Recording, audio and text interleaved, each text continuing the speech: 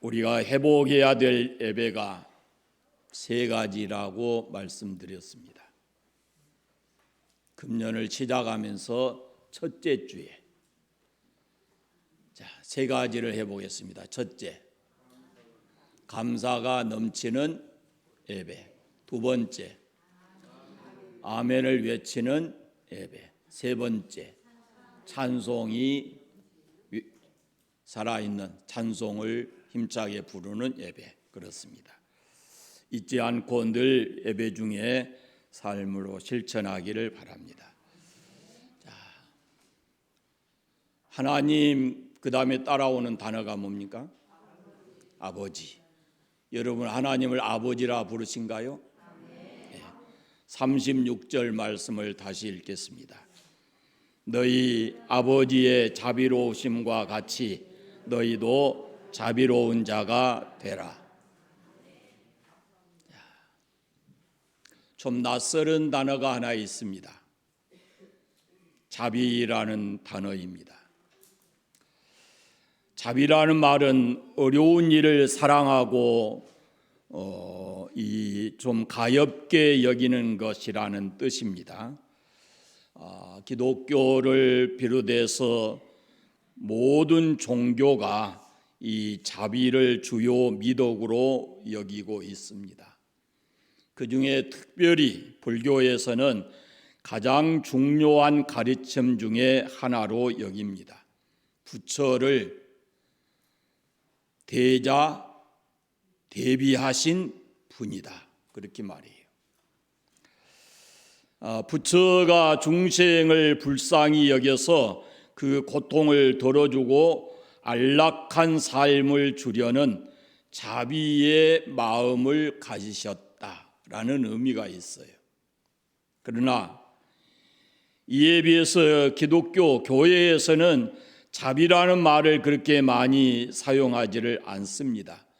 기독교 교리의 핵심이 죄 사함과 구원과 영생에 있기 때문에 그렇습니다.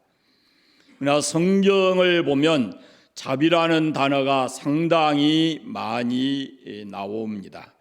하나님께서 이스라엘 자손에게 자신을 드러낼 때에도 자비로운 하나님이다 라고 드러내십니다. 출애굽기에 보면 이스라엘 백성들에게 여호와께서 그 앞으로 지나시며 반포하여 이르시되 여호와로라 여호와로라 자비롭고 은혜롭고 노하기를 더디하시고 인자와 진실이 많은 하나님이라 이렇게 말씀하시고, 신명기에도 네 하나님 여호와는 자비하신 하나님이라 이렇게 말씀하시고, 시편에도 수없이 하나님을 자비로우시고 노하시기를 더디하시는 분이다 이렇게 말씀하고 있습니다. 기독교에서 말하는 자비는 고통을 덜어주는 정도가 아니고, 자비로우신 하나님께서 인간을 불쌍히 여겨서 친히 사람의 몸을 입고 이 역사 속에 오셔서 모든 고통과 불행의 원인인 죄의 문제를 인간에게서 해결해 주시려고 친히 십자가에 달려서 고통당하시고 죽으시고 우리를 구원해 주시는 것입니다. 그 속에 하나님의 자비의 구체적 실현이 담겨져 있어요. 성경의 자비는 히브리 말로 라함 이런 단어를 쓰는데 깊이 사랑하다, 동정심을 갖다 그런 뜻이 있습니다. 이 라함이라는 단어는 여자의 자궁을 의미하는 것인데, 어머니만이 가지고 있는 그런 따뜻한 사랑, 그것을 가리키는 말이에요. 그러니까 따라서 이 자비라고 하는 말은 부드러운 사랑, 친절한 그런 마음, 이런 것을 담고 있습니다. 자비는 하나님의 부드러운 사랑을 이웃에게, 가난하고 불쌍한 이웃에게 구체적으로 표현하는 것이 자비입니다. 사랑이라는 큰 개념 속에 이 자비가 들어있어요. 자비의 넓은 개념이 사랑이에요. 그러나 그 사랑을 구체적으로 실천하는 것을 가리켜서 자비라 이렇게 말하는 겁니다.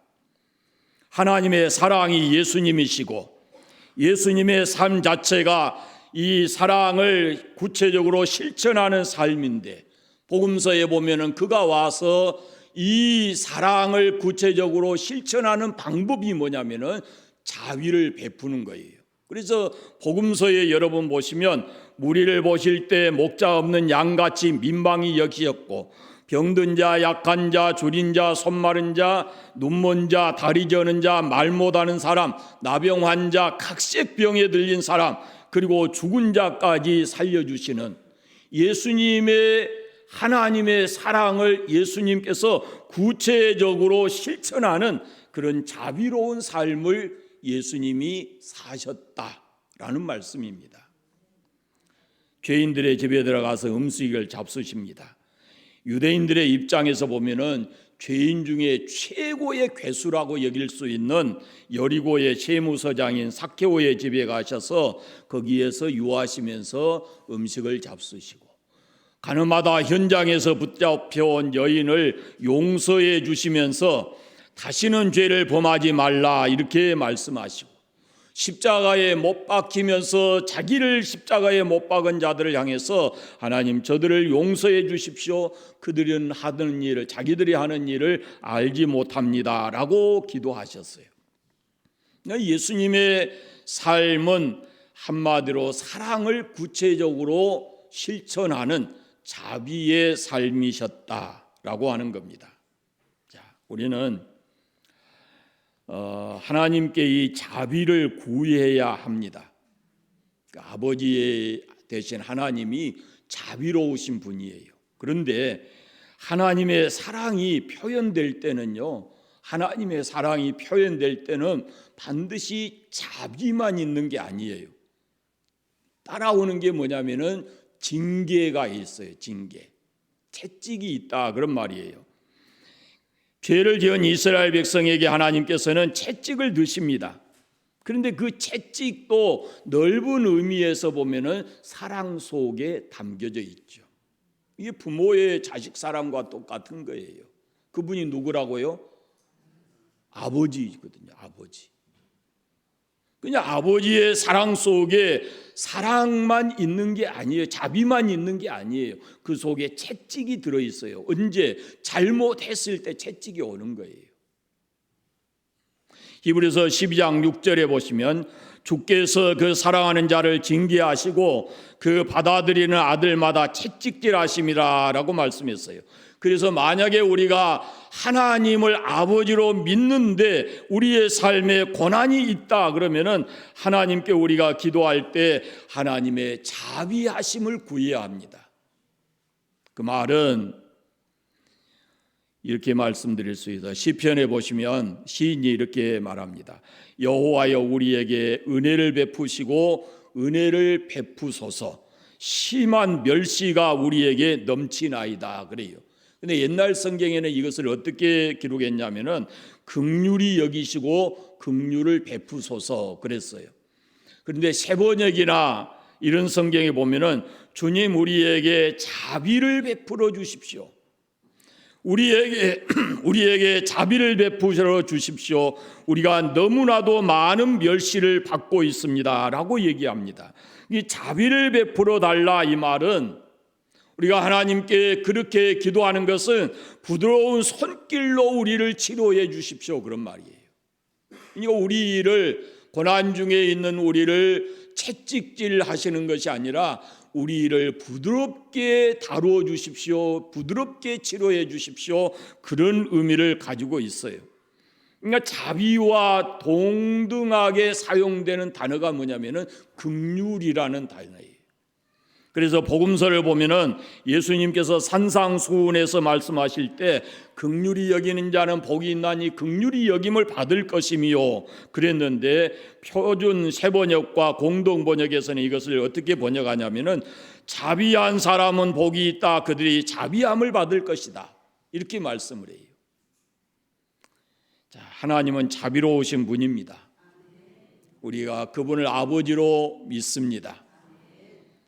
예수 믿어서 우리가 하나님의 자녀가 됐고 하나님을 아버지라고 부릅니다. 그럼 예수 믿을 때, 우리가 예수님을 믿게 될 때 성령께서 우리를 이렇게 우리에게 오시거든요. 그래서 성령의 사람은 갈라디아서에 보면은 자비를 삶의 열매로 맺고 살아야 되는 겁니다. 그런데 오늘 사람들의 마음에 이 자비로운 마음이 있는가라는 겁니다. 답은 사람들의 마음에 이 자비로운 마음이 있어요, 없어요?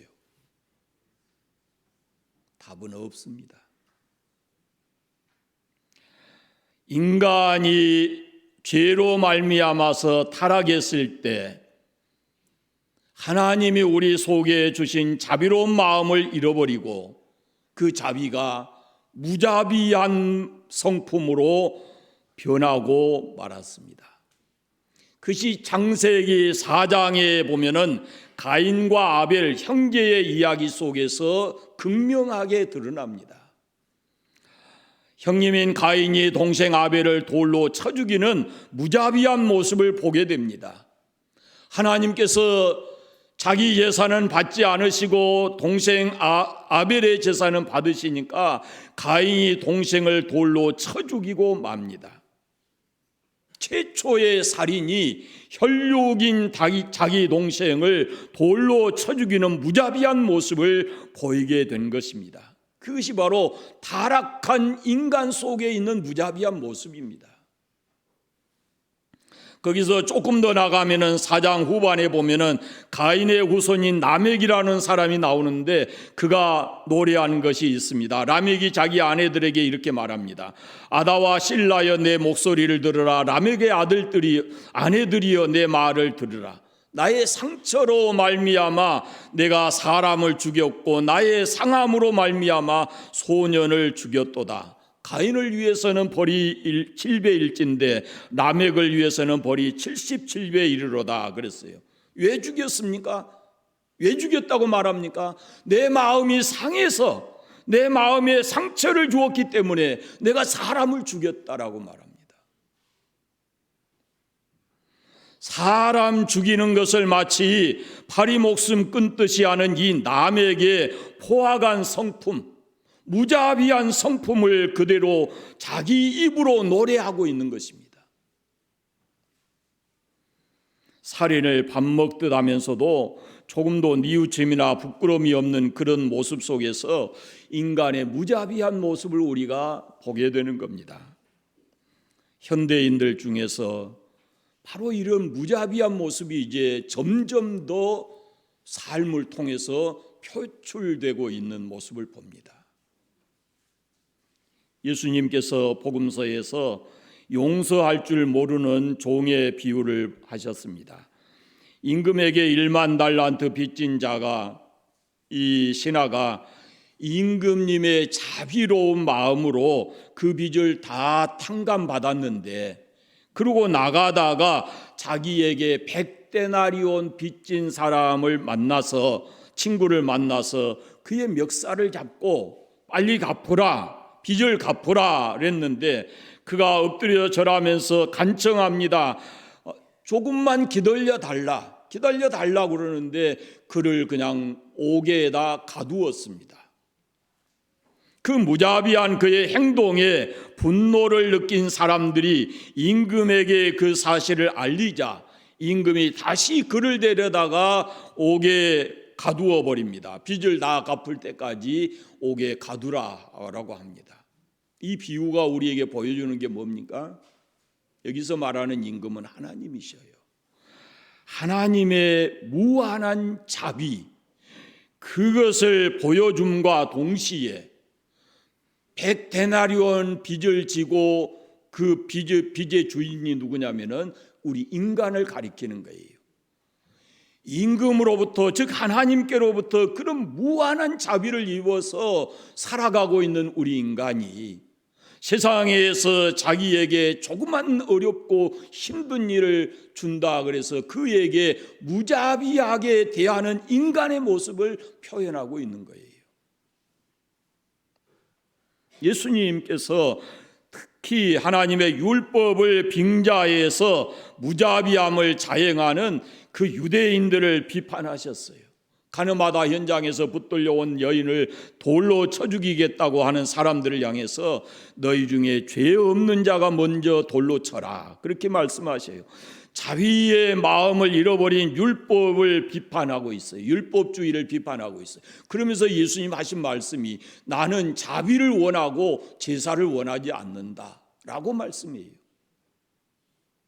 선한 사마리아인의 비유도 그렇습니다.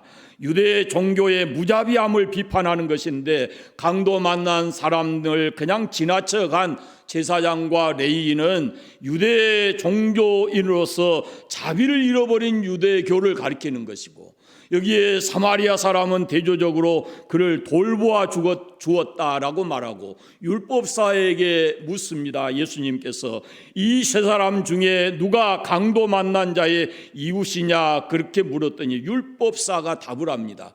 자비를 베푼 자입니다. 여러분, 요즘 우리 사회, 우리 가정들에서 비롯된 여러 각계각층에서 일어나고 있는 사건 사고들을 보면은 사람의 마음에 자비로운 마음이 없음을 보게 돼요. 남액처럼 마음에 좀 상했다고, 내게 좀 상처를 주었다고 그렇게 해서 사람을 처참하게 죽이고 총질해야 되는 이런 무자비한 성품을 가지고 있어요. 어제 뉴스 잠깐 보면서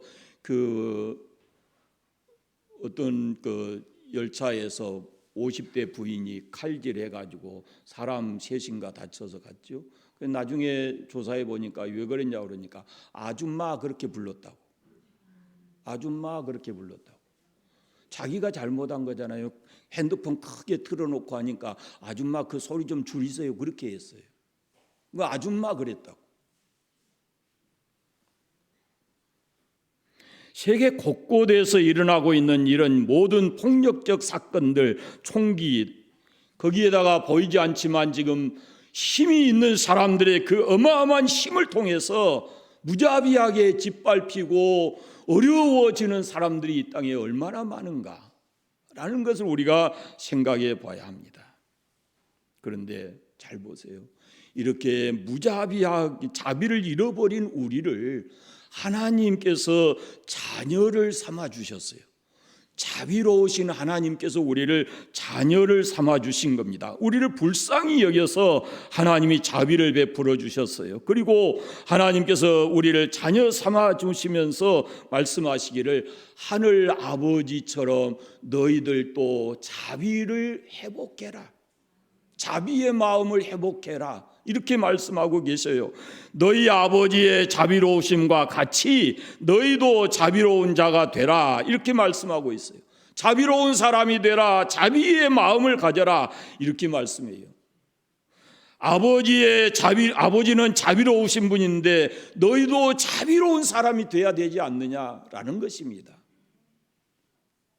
예수님께서 탕자의 비유를 하시는데 큰아들에게 요청하는 것이 바로 이 자비의 마음이에요.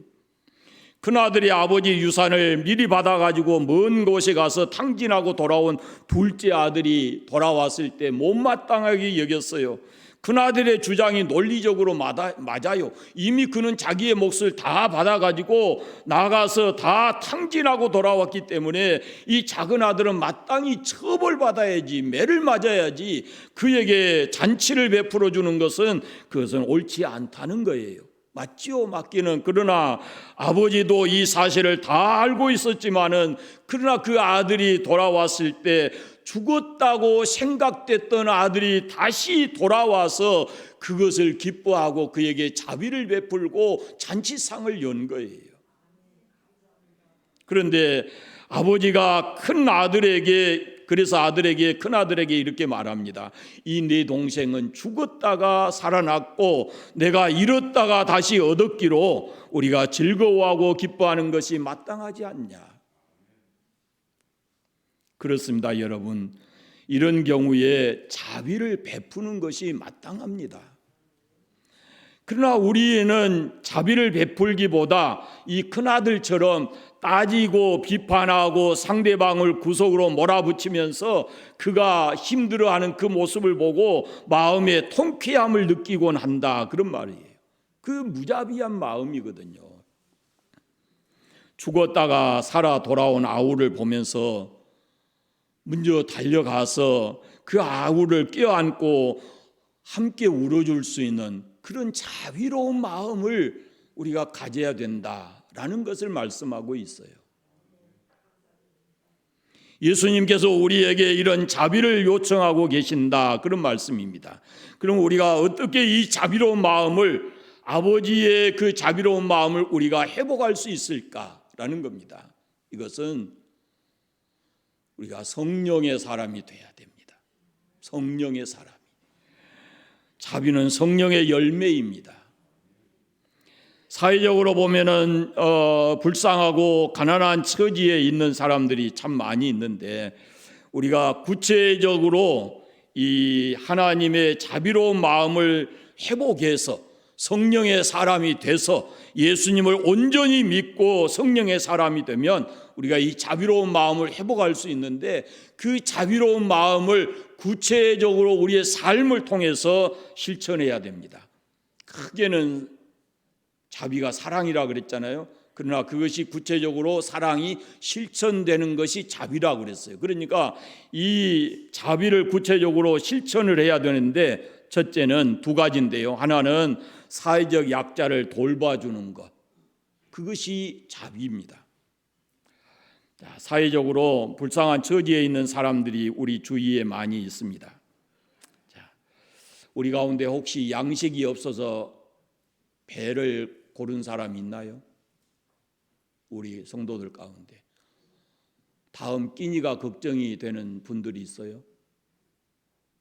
있어요, 없어요? 없지요. 미국의 그 농무장관이 이렇게 얘기를 했어요. 지금 세계 인구 중에 3분의 1은 뚱뚱해서 다이어트하는 것을 걱정하고 살지만 세계 3분의 2는 지금도 끼니 걱정을 하고 있다라고 얘기를 했습니다. 가깝게는 북한을 비롯해서 세계 곳곳에 수많은 사람들이 기근으로 인해서 아사자가 1년에 1,000만 명이 넘어간다라는 겁니다. 우리가 최근에 북한의 뉴스들을 이렇게 접해보면 북한에 지금 이 아사자들이 못 먹어서 굶어 죽어가는 아사자들이 굉장히 많다라는 그런 얘기를 듣습니다.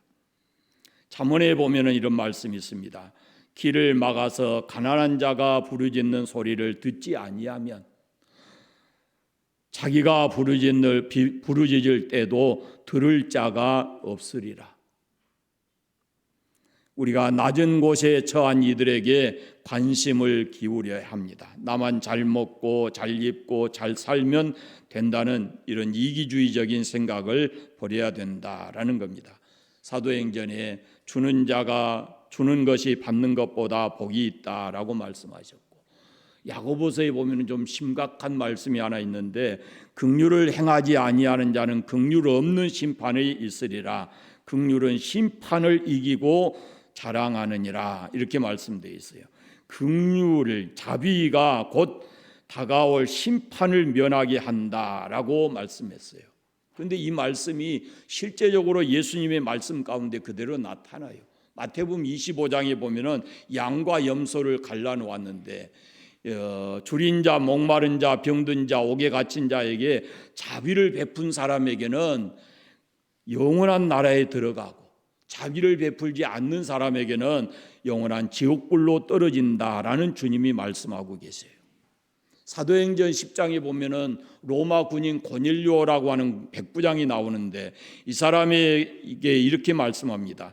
이르시되 내 기도와 구제가 하나님 앞에 상달돼서 기억하신 바가 되었다 그럽니다. 이 백부장의 신앙을 네 가지로 말씀을 하는데 경건했고 온 가족이 하나님을 섬겼고 백성을 많이 구제했고 항상 기도하는 사람이었다 그랬어요. 그런데 그 기도와 구제가 하나님 앞에 상달됐다 이렇게 기록하고 있어요. 구제를 하나님께서 기억하신다라고 말씀합니다. 자비를 베풀면 하나님께로부터 더 큰 자비를 받을 수 있다라는 말씀입니다. 자, 그러면 지금 우리 곁에 가장 사회적 약자가 누굴까요? 우리 곁에 있는 가장 사회적으로 약자. 지금 이 상황에서, 지금 온 세계가 돌아가는 이 상황에서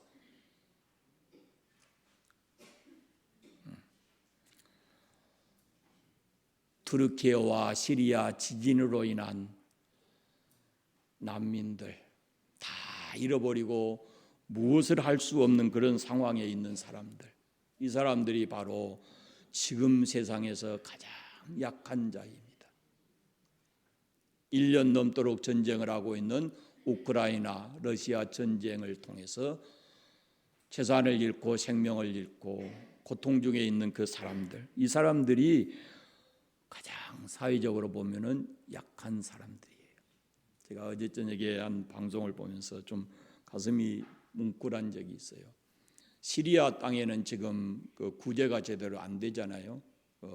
내전이 있어서 북부 지방에 안 되는데 그 지진 때문에 집이 무너졌을 때 그 속에서 갓난 아이가 태어났어요. 엄마는 죽었는데 아이가 탯줄을 엄마에게 묶고 그대로 태어나 있는 거예요. 그래서 이 아이를 구출했어요. 그래가지고 자기 고모가가 누가 지금 입양을 해서 자기 입적해놓고 그렇게 키우고 살렸어요. 그 아이를 보듬고 나오는 그 장면을 보는데요, 참 가슴이 어떻게 표현해야 될지 모르겠어요. 근데 그 아이는 이제 다행히도 친척이 있어서 키워줄 사람이 생겼잖아요. 그런데 그 시리아 땅에만 그 전쟁으로 인해서 부모 잃고 홀로 된 아이들이 수도 없이 많아요.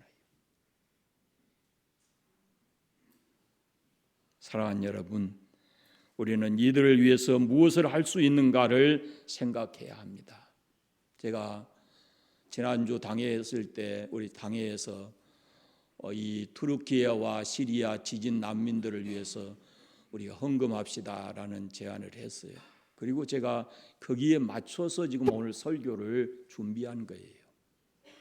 사랑하는 여러분, 이제 오늘 저 광고 시간에 더 구체적으로 말하겠지만요, 이 난민들을 위해서 우리가 자원해서 하나님 앞에 예물을 드리고 그것을 시리아 땅을 투르키예와 시리아 땅으로 보내도록 그렇게 하겠습니다. 두 번째는 자비를 실천하는 또 다른 방법은 복음을 전해서 믿게 하는 겁니다. 세상에는 이 그리스도의 자비의 최대의 방법이 뭐냐면은 복음을 전하는 거예요. 사람은 육체만 가지고 있는 게 아니고 영적으로도 빈곤할 수 있어요. 그런데 영혼의 빈곤은 물질의 빈곤보다 훨씬 더 불행한 것입니다. 예수 그리스도의 복음이 이 땅에 전해진 지 수천이 넘었지만 아직도 지구의 반수 이상은 이 복음을 듣지 못하고 있어요. 세상을 여러분 보시면 인류의 문명은 상상할 수 없을 만큼 발전이 됐어요. 앞으로도 계속 발전이 될 거예요. 그런데 지식이 너무 급속도로 발달을 했는데 오늘날만큼 인간의 이 성품이 폭력적이고 조급하고 무절제하고 무자비하게 된 적이 예전에 볼 수가 없어요. 너무 지금 사람들의 성품이 이런 모습 되어 있어요. 사람의 목숨을 그냥 쉽게 생각하는 거예요. 작은 돈이라면은 그 상대방의 생명을 죽이는 거잖아요. 상대방이 가족일 때도 있습니다. 그러니까 얼마나 무섭고 무자비한 모습인가를 보세요. 지식은 발달했는데 사람들의 성품은 더 난폭해지고 무자비해졌어요. 그 지식이 그 사람들을 사람 되게 만드는 게 아니에요. 오직 인류를 구원하는 길은 인간의 심령 속에 주 예수의 복음을 넣어서 그들로 하여금 하나님 아버지의 그 자비로운 성품을 가지고 세상을 살게 하는 거예요. 여러분, 복음이 없는 돈, 복음이 없는 지식, 복음이 없는 기술, 복음이 없는 인간의 권리, 이 모든 것은 죄의 도구로 사용될 뿐이에요. 자비는 성령의 열매다. 갈라디아서 5장에 보면 그렇게 되어 있습니다. 우리가 성령의 사람이 되어서 성령의 열매인 자비를 실천하고 베풀면서 살아가야 됩니다. 사랑이 있을 때 우리 마음에 기쁨이 있고, 기쁨이 있는 곳에 평화가 있고, 평화가 있을 때 우리에게 행복한 삶이 주어지는 거예요. 그런데 때로 어려움이 올 때 자신을 향해서는 오래 참아야 되지만 다른 사람에게 어려움이 왔을 때는 우리가 할 수 있는 일이 뭐냐면은 그들에게 자비를 베풀어 주는 거예요. 내게 어려움이 왔을 때는 내가 참고 인내해야 되지만 다른 사람이 어려울 때는 그 어려움을 도와줘야 된다, 그런 말씀이에요. 여러분, 어려운 사람 만나면 자비를 베푸십시오. 목마른 사람에게 물 한 그릇이라도 대접하십시오. 배고픈 사람에게 밥 한 그릇이라도 주십시오. 조건 따지지 말고 무조건적인 자비를 베푸십시오. 절망 속에 빠져 있는 사람에게 손을 내밀어 붙잡아 주십시오. 따뜻한 말 한마디라도 격려해 주시기를 바랍니다. 자비는 내 이성을 앞세워서 판단하고 비판하는 것이 아닙니다. 자비는 먼저 손을 내밀어서 그들을 붙잡아 주는 겁니다.